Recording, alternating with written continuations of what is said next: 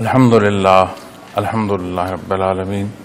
والصلاة والسلام علی حبیبہ محمد وآلہ وصحبہ اجمعین اما بعد فاعوذ باللہ من الشیطان الرجیم بسم اللہ الرحمن الرحیم انا انزلناہ فی لیلۃ القدر وما ادراک ما لیلۃ القدر لیلۃ القدر خیر من الف شہر تنزل الملائکۃ والروح فیہا بإذن ربہم من كل امر سلام هي حتى مطلع الفجر اللهم سبحانك لا علم لنا الا ما علمتنا انك انت العليم الحكيم مولاي صل وسلم دائما ابدا حبيبك من زانت به الرسل معزز سامعین کرام السلام علیکم ورحمۃ اللہ وبرکاتہ۔ اللہ کریم کا احسان ہے سورہ قدر تلاوت کرنے کے شرف نصیب ہوا۔ فرمایا گیا ہے کہ بے شک ہم نے اس قرآن کو شب قدر میں نازل کرنا شروع کیا، اور تمہیں کیا معلوم کہ شب قدر کیا ہے؟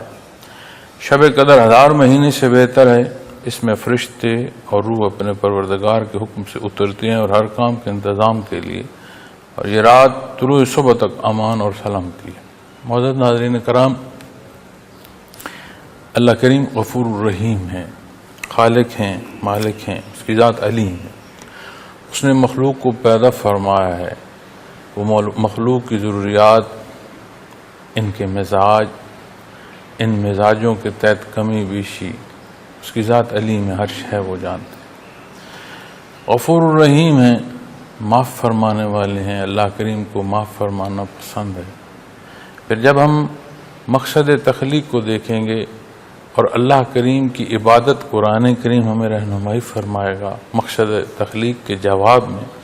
پھر اس عبادت میں وہ حصے جو اللہ جل شانہ کی رضا کے ہیں، وہ حصے جو اللہ جل شانہ کے قرب کے ہیں، اس میں کے جو مدارج اور ترقی ہے، یہ ساری عطائیں ان کا ذریعہ ہیں، یہ اللہ کریم کا کرم اور احسان۔ اسی طرح کوئی وقت کا ایک لمحہ، ایک لحظہ ایسا نہیں ہے کہ جسے بے وقت جانا جائے۔ ہر لحظہ، ہر لمحہ قیمتی ہے اگر اس کے مصارف کی سمجھ آ جائے تو۔ بالکل ایسے ہی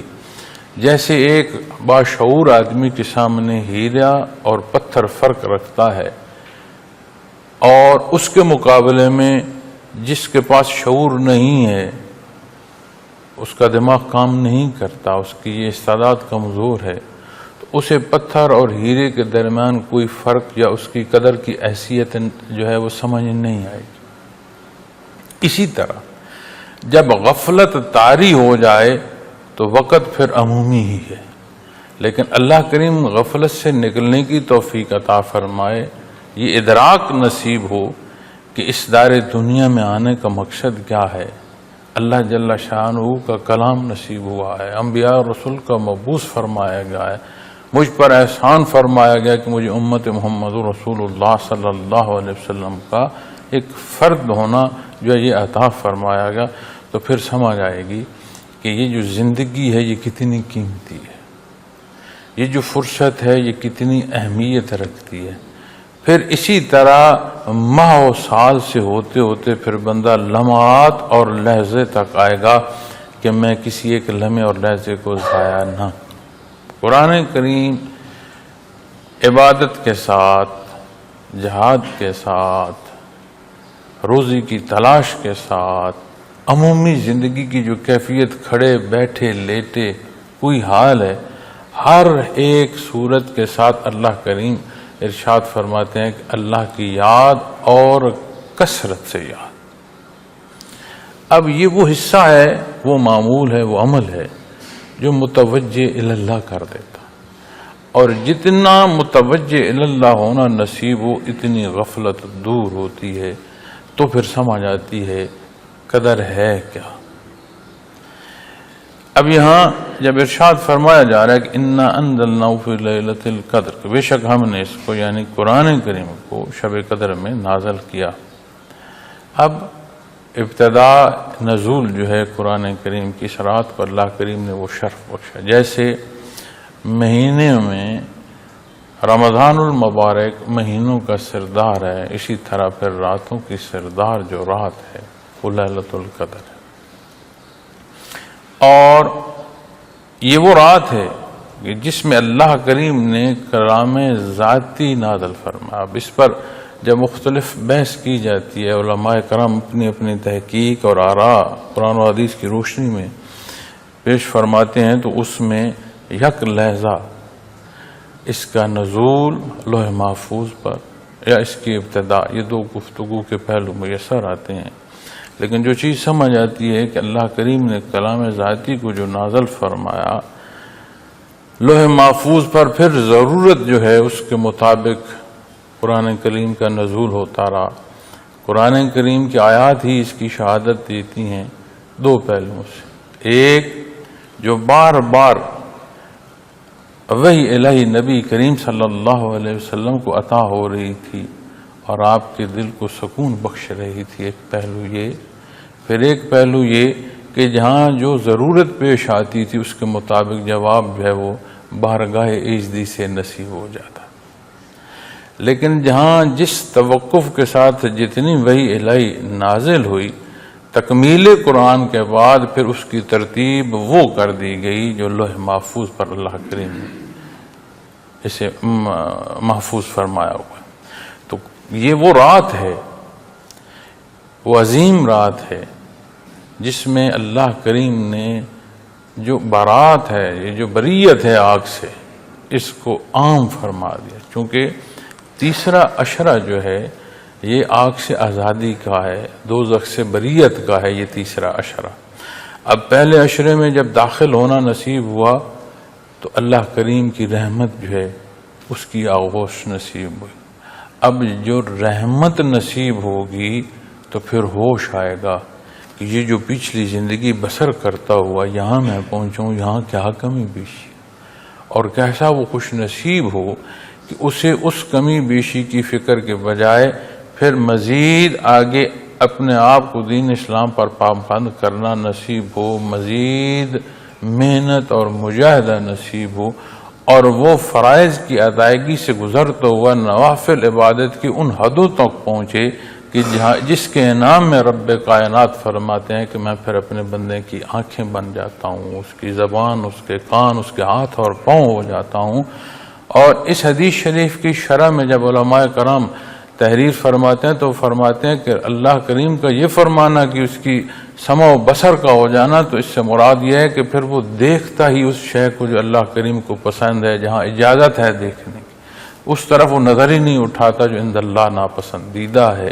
سماعت کسی طرح، کلام کسی طرح، پھر جو وجودی طاقت ہے، ہاتھ اور پاؤں، ان کا استعمال بھی وہ حد شرعی کے اندر کرتا ہے۔ اب یہ وہ حصے ہیں جو اپنے فرائض کی تکمیل کے بعد پھر اللہ جل شانہ کی خوشنودی کے لیے، اس کی رضا کے لیے، اس کی قرب کے لیے، اور ایک بندگی کی تڑپ میں جب بندہ اختیار کرتا ہے تو وہ اسے اتنا پسند فرماتا ہے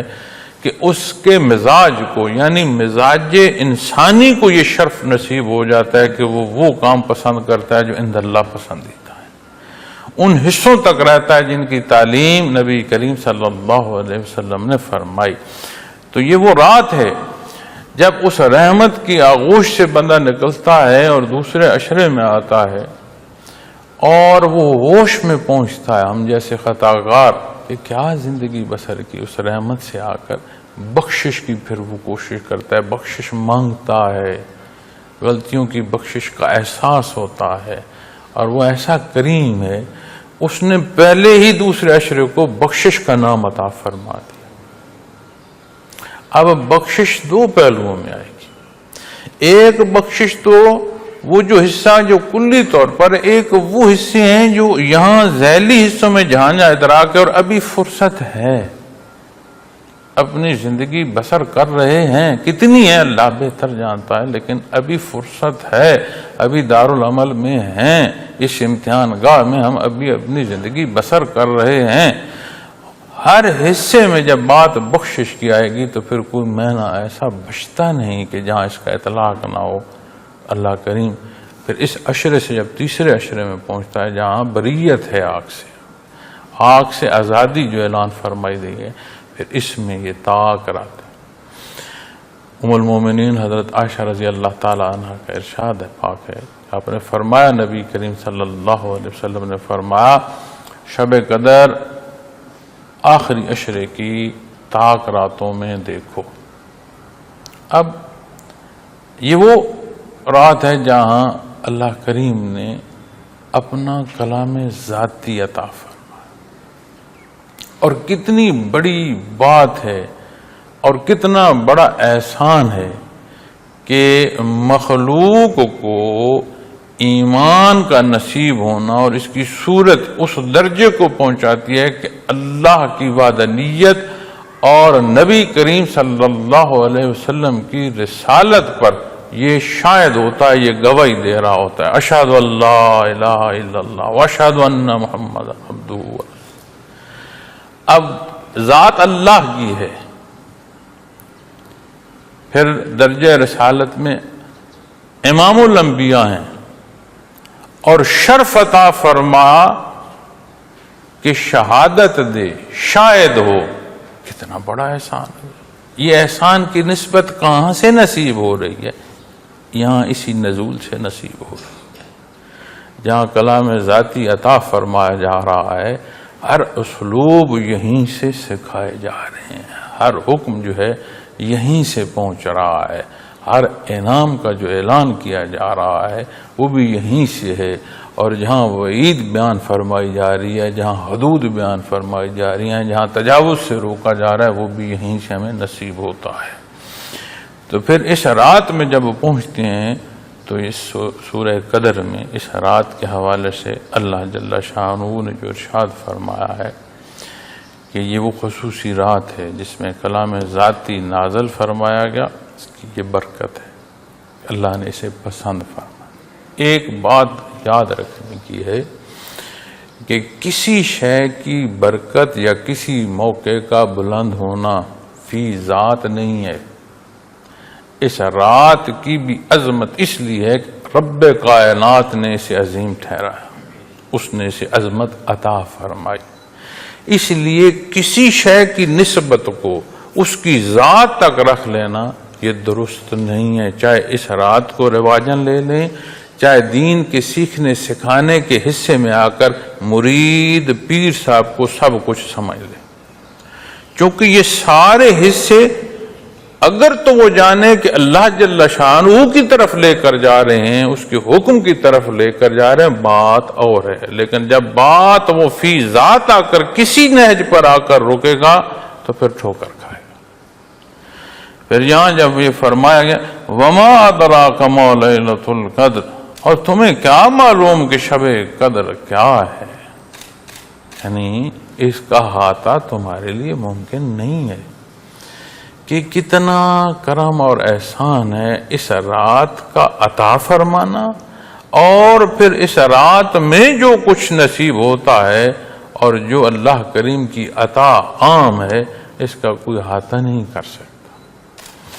اور تمہیں کیا معلوم کہ شب قدر کیا ہے؟ پھر فرمایا لیلۃ القدر خیر من الف شہر، شب قدر 1000 مہینے سے بہتر ہے۔ مدر ناظرین کرام، الف 1000 کے لیے استعمال ہوتا ہے عربی میں، اور یہ بھی روایات میں ملتا ہے کہ قدیم جو زمانہ تھا اس میں جو شمار تھا وہ بھی عدد جو ہے وہ 1000 تک تھا، 1000 سے اوپر جو ہے وہ شمار نہیں ملتا۔ تو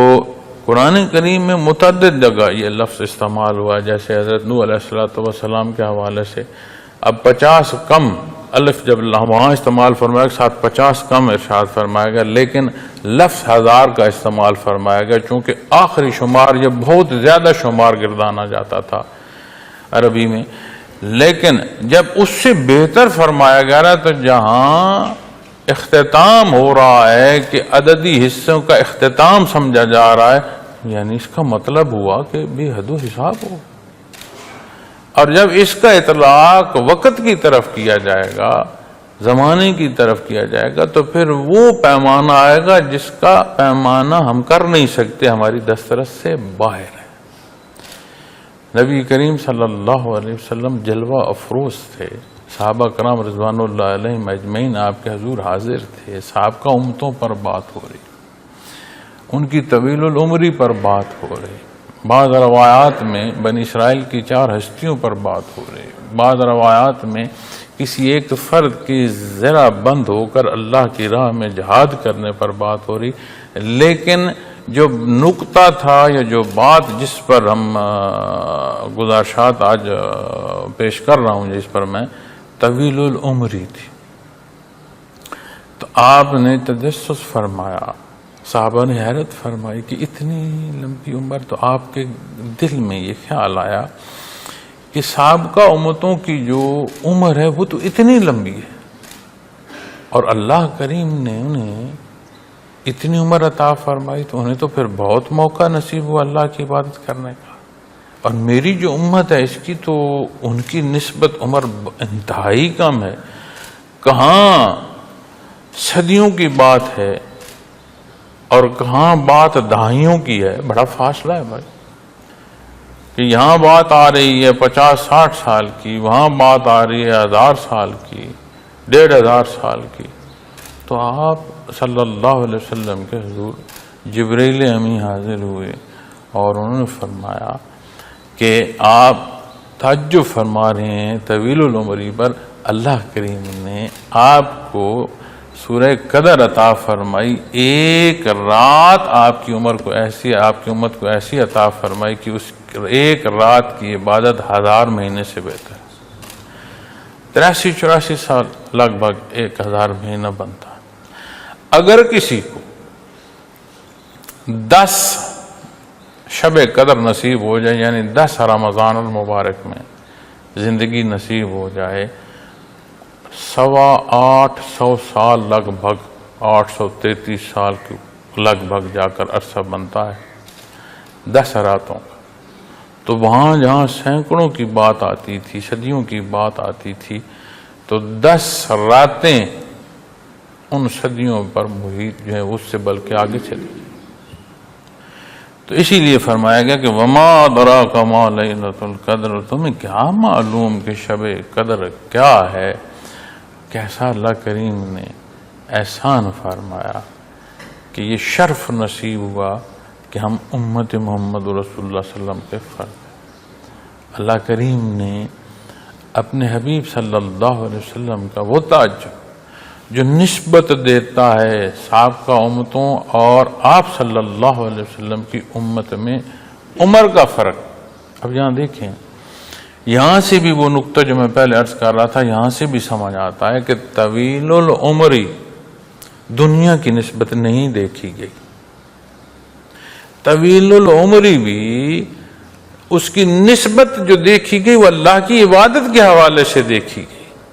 اور کم عمر جو ہے اس پر یہ تجسس نہیں تھا کہ دنیا رہ گئی، نہیں، اللہ کی عبادت کا موقع مزید نصیب ہو، وہ کتنا بڑا فرق ہے۔ تو جب ہم کسی شے کو بھی دیکھیں، کسی شے کو بھی تولیں، کسی برکت کے حوالے سے بھی دیکھیں، تو پھر دیکھنا اللہ جل شانہ کی طرف ہے۔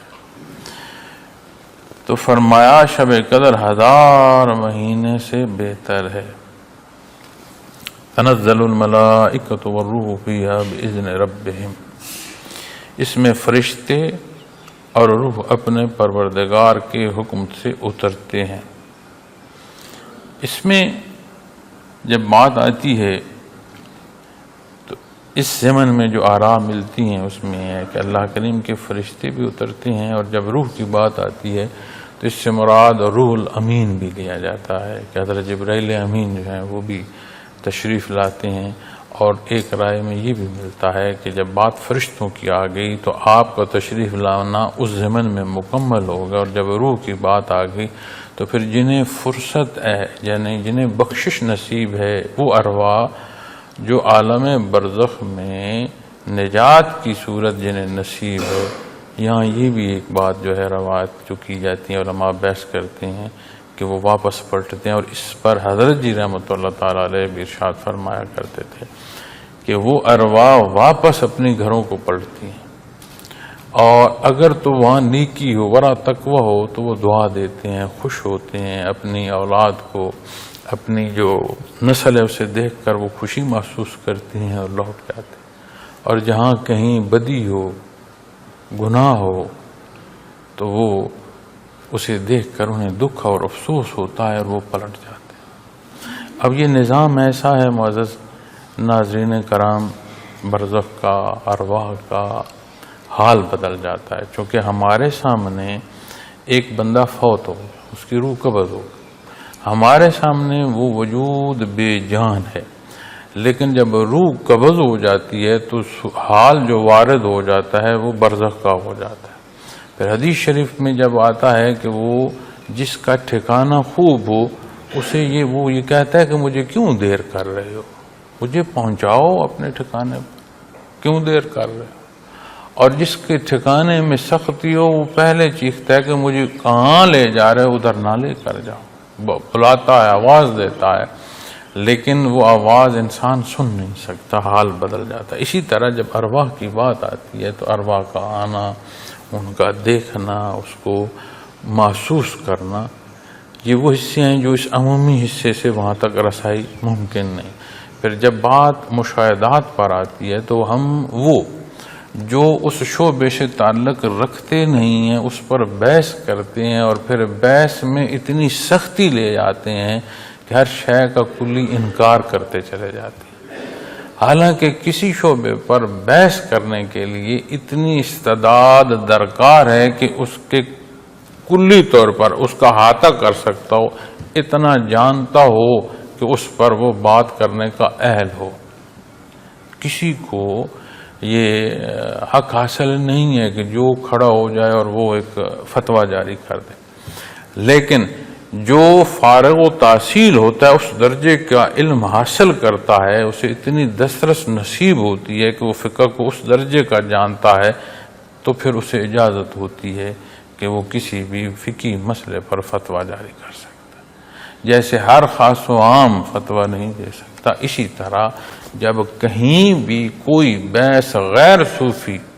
صوفیاء کے شعبے پر کرے گا تو اسے ٹھوکر لگے گی۔ اور میں پہلے کیا کر آیا ہوں کہ بنیاد اللہ کی ذات ہے کہ ہر شے کا رخ اس کی طرف ہو۔ اب اس رخ کا تعین جو ہمیں نصیب ہوا ہے وہ در ہے نبی کریم صلی اللہ علیہ وسلم کا۔ ہم وحدانیت باری تعالیٰ پر جب بات کرتے ہیں تو جو درجہ رسالت ہے اس کا لحاظ چھوڑ دیتے ہیں۔ درجہ رسالت پر جب بات آتے ہیں تو جہاں بات حدود کی آتی ہے وحدانیت کی، وہاں ہم جھول لینا شروع کر دیتے ہیں۔ اسی طرح جب خلفائے راشدین کے ساتھ اظہار محبت کی بات آتی ہے، اسی طرح خانوادہ رسول صلی اللہ علیہ وسلم کے ساتھ جب اظہار محبت کی جاتی ہے تو اظہار محبت ایک پہلو ہے، اور اس اظہار محبت کا رخ ایسا کر دیا جائے کہ باقی سب نفی کر دیا جائے، یہ درست نہیں ہے۔ ہر ایک کا ایک مقام ہے اور اللہ کریم نے عطا فرمایا ہے، اور اللہ کے بعد پھر کون ہوتا ہے کسی کے مقام کا تعین کرنے والا؟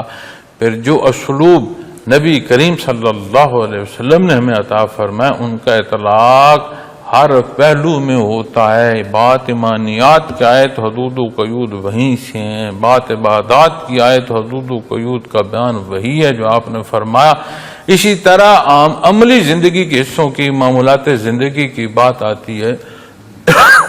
اسلوب سارے وہ حق ہیں جو آپ نے فرمایا۔ اس کی کمی بیشی جیسے حضرت ابوبکر صدیق رضی اللہ تعالیٰ عنہ نے فرمایا تھا نا کہ دین میں ایک نقطے کی کمی یا زیادتی نہیں کی جا سکتی اور نہ برداشت ہو سکتی، اسی طرح یہی قانون آخرت تک رہے گا، قیامت تک یہی اصول، یہی قانون۔ لیکن جب بات آتی ہے نا کیفیات قلبی کی تو خیر القرون سے ایک نظام آ رہا ہے، صحابہ کرام رضوان اللہ علیہم اجمعین کی ہستیوں سے آ رہا ہے۔ صحابی رسول سے کا فرمان ہے کہ یا رسول اللہ صلی اللہ علیہ وسلم ایمان کیسے پایا؟ فرمایا معاشر برپا ہوتا دیکھ رہا ہوں، اہل جنت جنت جا رہے ہیں، اہل دوزخ دوزخ میں گر رہے ہیں۔ مدینہ منورہ میں کھڑے یہ کیسے تھے؟ حضرت علی کا وجہ الکریم کا ارشاد ہے، آج قیامت قائم ہو جائے تو مجھے کوئی حیرت نہیں ہوگی، وہ سارا کچھ دیکھ رہا ہوں. اس درجے کا ایمان ہے کہ جیسے چیز روبرو ہو. حیرت ہوتی ہے کہ جس شے کے ہونے نہ ہونے کی ایک ایسی لچک ہو کہ مان رہا ہوں اور اس ماننے میں قوت نہ ہو، پھر ماننے کا ایک درجہ ہے، اس درجے کا اس سے زیادہ اس کے اندر قوت ہے جیسے ایسے ہم روبرو ہیں. آج قیامت قائم ہو جائے مجھے کوئی حیرت نہیں. ایسا پختہ یقین نبی کریم صلی اللہ علیہ وسلم کے ارشاد پر جیسی چیز سامنے دیکھ کر، تو یہ وہ حصے ہیں جو ساتھ چلتے آ رہے ہیں. حضرت عمر فاروق رضی اللہ تعالیٰ عنہ مدینہ منورہ میں بیٹھے، یا سار الجبل، کیوں ارشاد فرما رہے ہیں کہاں مار کا برپا ہے، جبل کہاں ہے، یا سارے کہاں کمانڈ کر رہے ہیں، کیسے بیان فرما. تو انکار نہیں کیا جا سکتا. مخلوق بیٹھی ہے، وہی الہی نازل ہو رہی ہے، جبریل امین حاضر ہوئے، کوئی تو نہیں سن رہا. تو ورا الورا طریقہ ہے جس سے دین نصیب ہوا ہمیں. کسی ایک بندے پر، کسی ایک مخصوص حصے پر بات، ہاں میں دعویٰ کر دوں کہ جی میں یہ دیکھ رہا ہوں، مجھے اتنا نظر آیا، میں نے یہ انوارات، اس پر بحث ہو سکتی ہے، یہ غلط کہہ رہا ہے یا نہیں دیکھ سکتا. یہ اس شعبے پر جب بحث کرو گے تو اس کے لیے اس شعبے کا اس درجے کا حاصل ہونا ضروری ہے کہ اس پر بات کر سکو. اور مجھے تو جو زندگی آج تک کیا اسی شعبے میں وابستہ گزری ہے، خطا کار، کمزور، گناہگار ہوں، آج تک اس بات پر لب کشائی اس درجے کی کہ یہ ہے اور یہ نہیں ہے مجھے جرأت نہیں ہوئی. اتنی زندگی بسر کرنے کے بعد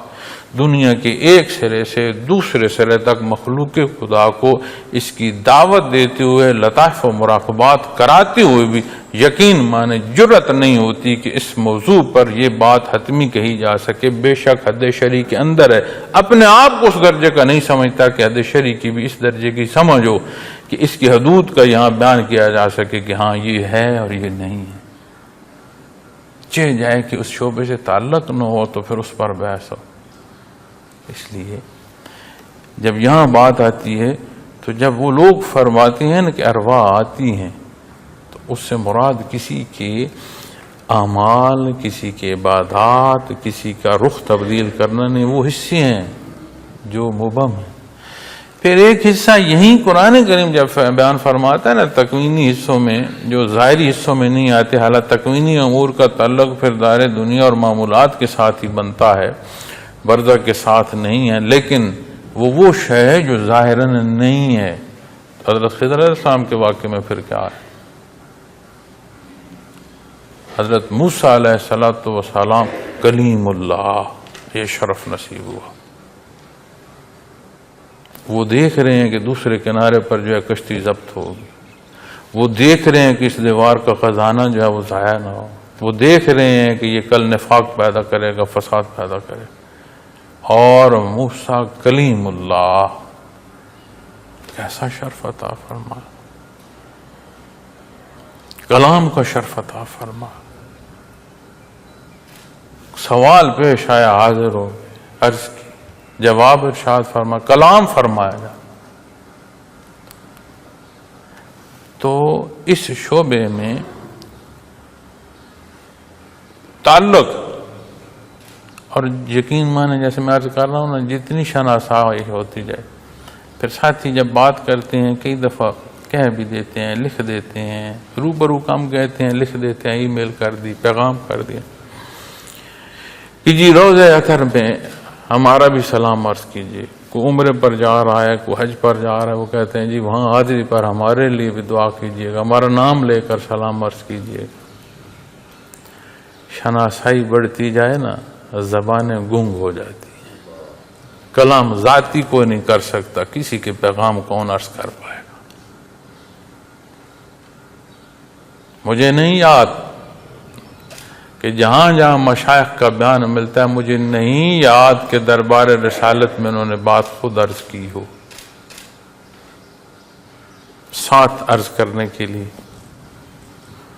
حد ادب ایسے درجے کو پہنچتا ہے کہ پھر قوت گواہی ہوتی ہے لیکن سلب نظر آتی ہے. تو تو جب اس شعبے میں آئیں اللہ اس شعبے سے آشنائی نصیب فرمائے، جو کہ دین سارا مخلوق کے لیے ہے، ظاہر ہے یا بات ہے۔ خوش بخت ہے وہ جسے صاحب ایمان ہونا نصیب ہوا، یہ خوش بختی کی علامت ہے، اور اس سارے کا نصیب ہونا یہ اللہ کا کرم اور احسان ہے، یہ صدقہ ہے جو نبی کریم صلی اللہ علیہ وسلم کی دعائیں ہیں۔ یہ دعائیں فرشتوں کو جنہیں رب کائنات نے ذمہ داری دعا کی دی ہوئی ہے، اس کی مخلوق کی بخشش کی دعائیں کر رہے ہیں، اس کے بندوں کے لیے رعایتیں مانگ رہے ہیں اس کے حضور۔ قیامت کے دن کے حوالے سے قرآن کریم فرماتا ہے کوئی کسی کے لیے دعا نہیں کر سکے گا ہاں مگر جسے اللہ چاہے گا۔ اس کا مطلب ہے وہاں بھی رب کائنات نے اپنی مخلوق کی بخشش کے لیے دعاؤں کا انتظام فرما رکھا ہے۔ اب ان ساری برکات کو سمجھتے ہوئے پھر جب آپ اور میں دیکھیں گے تو پھر سمجھ آئے گی کہ کیا حق فرمایا ہمارے اللہ کریم نے کہ وما ادراک ما لیلۃ القدر، ہمارے تو کوئی پیمانے نہیں ہیں جو اس عطا کو سمجھ سکے۔ لیکن کیا ان سال بھر کی راتوں میں ان 5 راتوں کو بھی ہم روایت کی نظر کریں گے کہ نہیں 27ویں ہوگی، نہیں 21ویں ہوگی؟ تو جب ہم ان 5 راتوں کو بھی رواجات کی نظر سے دیکھیں گے، ایک دوسرے سے بڑھوتی کے انداز سے دیکھیں گے کہ میں نے اس رات کو جو چراغاں کیا ایسا کسی نے نہیں کیا،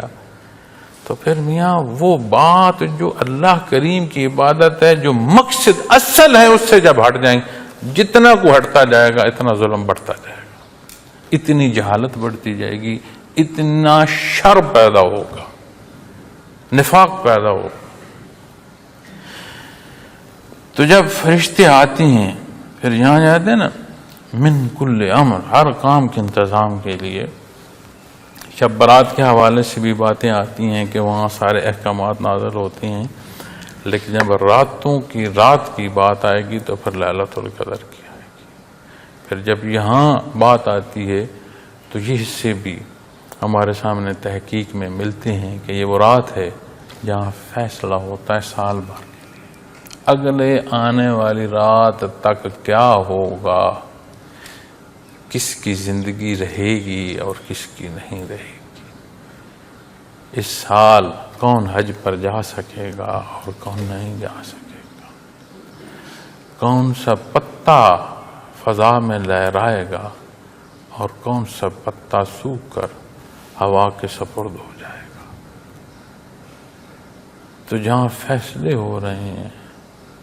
اور فیصلے غفور الرحیم فرما رہا ہے، جو بہانوں سے بخشنا پسند فرماتا ہے،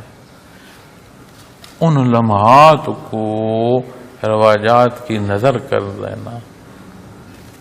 کتنی انحطاط ہے، عطا کتنی، بے عملی کس انحطاط میں پہنچائے گی۔ تو یہ وہ پیمانے ہیں جنہیں ہمیں سمجھنے کی ضرورت ہے کہ رمضان المبارک کا روزہ اللہ کی رضا کے لیے، اس سے بخشش کے لیے، اس کی اطاعت کے لیے، رات کا قیام اس کی خوشنودی کے لیے، ساری زندگی کی غلطیاں اور گناہ معاف کرانے کو کافی ہے۔ نبی کریم صلی اللہ علیہ وسلم فرماتے ہیں کہ اس کیفیت اور حال کا روزے دار اور اس کا قیام صاحب کا زندگی کی معافی کا سبب ہے، معاف ہو جاتی ہے عرش ہے۔ پھر تیسرے عشرے کی اس برکتوں میں ہم پہنچتے ہیں، تو پھر اس رات پر ہم بحث کرتے رہیں، ہم جھگڑا کرتے رہیں، چاہے جائے کہ ہم اس رات کی تلاش ایسے کریں۔ 5 راتیں ہیں جی، کتنے دنیا کے معاملات ہیں، ہمیں پتہ نہیں چلتا، وقت گزر جاتا، پتہ ہی نہیں چلتا، دنیا کے حوادث ایسے ہیں وقت کا پتہ نہیں چلتا۔ حضرت جی رحمۃ اللہ تعالی علیہ کا جس دن وصال ہوا، آپ کا وصال شام میں ہوا، وہ دن اگلی رات 10 بجے جب میں لڑکھڑایا تو مجھے سمجھ آیا کہ میں نے تو وصال والی شام سے بھی دوپہر میں کھانا کھایا، تو اس سے لے کر ابھی تک میں نے چیز کھائی کو نہیں۔ یقین جانے نہ بھوک کا احساس تھا، نہ سمجھ آئی کہ میں اتنا وقت ہو گیا کہ 35-36 گھنٹے ہو گئے چیز لقمہ نہیں کھایا. ایسے چکر سمجھے کیا ہوا، سمجھے میں اتنا وقت ہو گیا چیز کھائی ہو. کیا تھا؟ حادثہ تھا ایک. تو یہ وہ حادثہ ہے جس کا اعلان فرمایا کہ کل نفس ذائقۃ الموت. یہ وہ راہ ہے جس میں سے ہر ایک نے گزرنا ہے، موت مقرر ہے، ہر ایک نے گزرنا ہے. اچانک تو کچھ نہیں تھا، ایسی بات تو نہیں تھی جسے میں جانتا نہیں تھا. آخری جو وقت حضرت رحمۃ اللہ علیہ کے ساتھ میرا بسر ہوا، میں ان کے چہرے کی طرف جب دیکھتا تھا تو یہ بات محسوس کرتا تھا کہ اس چہرے کے دیکھنا کتنا وقت تک ہے. خدشہ پیدا ہوتا تھا، سمجھ آتی تھی اس طرح جہان فانی میں اس مبارک چہرے کا دیکھنا زیادہ وقت نہیں لگتا تھا. وہ بھی جانتا تھا، اس پر ایمان بھی ہے، اور اللہ کریم کا احسان ہے. قال رسول صلی اللہ علیہ وسلم فرماتے حضرت دار دنیا سے تشریف لے گئے. اس کے باوجود اتنا جھٹکا لگا کہ 35-36 گھنٹے سمجھ ہی نہیں آئی، پتہ ہی نہیں لگا. تو مقصد جو ہے بات کرنے کا، ہوش کی ضرورت ہے کہ اگر حوادث جو ہیں وہ آپ کو اس طرح مبہوت کر دیتے ہیں کہ کسی اور شے کا ہوش نہیں رہتا، اتنا بھی ہم ہوش نہیں کر سکتے کہ جو اللہ کریم کا قرب ہے اور اس کی عطائیں اس طرف ایسے متوجہ ہوں ہر شے ثانوی حیثیت میں چلی جائے. وَتَبَتَّلَ عَلَيْهِ تَبْتِيلًا، اور شے ثانوی چلی جائے تو بنیادی طور پر انابت درکار ہے. یہدی علیہ من ینیب، انابت درکار ہے شرائط کی. اپنے آپ کو پیش کرنے آئیں. میں نہیں کہتا کہ اپنی جو ہیں عبادتیں ان کو گنیں، میں نہیں کہتا کہ اپنی جو ختم قرآن ہے ان کو گنیں، میں نہیں کہتا کہ آئیں ہم اپنی تسبیحات کو گنیں. میں یہ کہتا ہوں آئیں اپنے آپ کو اس کے حضور پیش کر دیں، پھر اس کے بعد ہماری سوچ کی بات نہیں رہے گی. کوئی تڑپ، ایک دنیا کے سکے کی تڑپ دوسرے کی جان لینے کا سبب، کسی فرد کی محبت اور اس کی تڑپ دوسرے فرد کے جان لینے کا سبب، اور کچھ نہ دینا نہ لینا، اپنے آپ کو اللہ کے حضور پیش کرا. ایک اس طرح کی محبت کی کوئی جھلک ہمارے اندر پیدا نہیں ہو سکتی. اور پورا رمضان المبارک ہم گزار کر آ رہے ہیں تو ہمارا معاشرہ کیا دکھاتا ہے؟ چوری کم ہو گئی ہے، ڈکیتی کم ہو گئی ہے، قتل کم ہو گئے ہیں، حرام خوری کم ہو گئی ہے، رشوت کم ہو گئی ہے، لوگ اپنی ذمہ داری انصاف سے ادا کر رہے ہیں. تو شیطان تو سارے قید ہیں، بڑے چھوٹے شیاطین قید ہیں رمضان المبارک. تو یہ شیطنت جو ہمارے وجودوں میں رچ بس گئی ہے، یہ مبارک رات ہے کہ اسے دھو کر پاک کر دے گی، صاف کر دے گی. اپنی انابت تو ہم پیش کریں. تو انتظامات میں جب بات آ رہی ہے، کائنات کا مالک ہے، ہوگا وہ جو اسے پسند ہے، جیسا وہ چاہ رہا ہے. پھر جب بات آتی ہے نا سلام، تو سلامتی ہے. حتی مطلع الفجر، طلوع صبح تک امن ہے، سلامتی ہے ہر پہلو سے. امان، جب بات آتی ہے نا کہ امان دی گئی، تو امان سلامتی کا سبب ہے، اور امان کا اعلان فرما رہا ہے رب کائنات. پھر سلامتی نصیب نہیں ہو، اس امان میں تو ہم داخل. رب کائنات ہماری کمی بیشیاں معاف فرمائے، ہمیں توفیق عمل عطا فرمائے. یہ وہ رات ہے جو شرافت، جس کے مفہوم قدر شرافت والی رات، حکم والی رات. اور حضرت شیخ عبد القادر جیلانی رحمۃ اللہ تعالی علیہ فرماتے ہیں کہ یہ سید اللیالی ہے، راتوں کی سردار رات ہے. تو 2 راتیں گزر گئیں، 3 پیچھے. حضرت جی رحمۃ اللہ تعالی علیہ یہ بھی فرمایا کرتے تھے کہ نبی کریم صلی اللہ علیہ وسلم کا فرمانا کہ یہ 5 راتیں تلاش کرو، اللہ نے ان 5 راتوں سے دنیا کو محروم نہیں رکھا۔ ہر طاق شب قدر ہے، اس کا علاقہ کون سا ہے، وہ دنیا کے کس حصے میں ہے، لیکن ہر رات میں اللہ نے مخلوق پر برکات عطا فرمائی۔ اب جہاں ہم بس رہے ہیں، جہاں ہم رہتے ہیں، جو 2 راتیں گزر چکی ہیں، اللہ جانتا ہے۔ اللہ کسی کو دکھا دے اس کا اپنے فیصلے۔